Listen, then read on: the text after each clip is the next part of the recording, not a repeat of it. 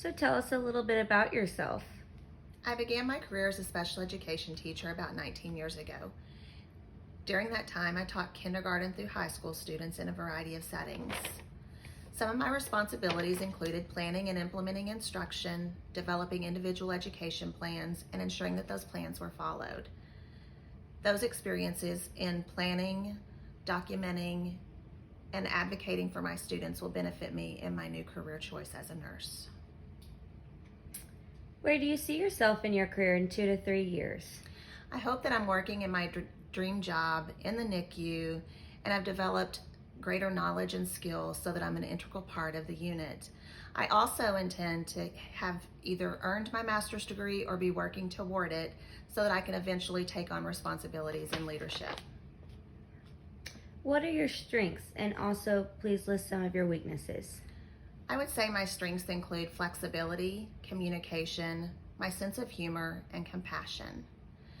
One of my weaknesses, I would say, would be that sometimes I have a difficult time telling people no, even when my plate is full, so I make my plate even fuller, and that I may not delegate even when I should, so that I keep my plate more full than it should be. Talk to us about the value of teamwork. What did you do in your last job to contribute toward teamwork in an environment? In my previous career as a special ed teacher, my children would not reach their goals if there weren't teamwork. Without everybody on the team working together, my students couldn't be successful. My role in that team was to ensure that everyone was aware of what the goals were and that they knew that their role in that team was valuable.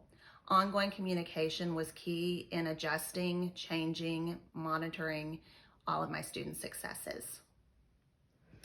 Tell us about a situation in which you had to speak up or be assertive in order to advocate for a patient or idea or in order to get an important point across. When I started teaching, I wasn't very assertive. I didn't like conflict, so I tried to avoid it. But what I came to realize was that if I didn't advocate for my students, they likely were not going to receive the services they needed to be successful. I had multiple situations in which teachers didn't follow their plans, but what I learned was positive, clear communication benefited in those situations.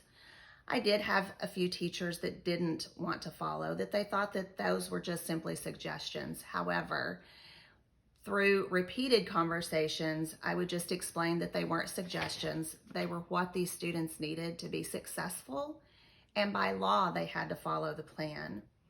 And it seemed that once I did that, it became more clear that I needed them to follow that plan. They needed to follow the plan.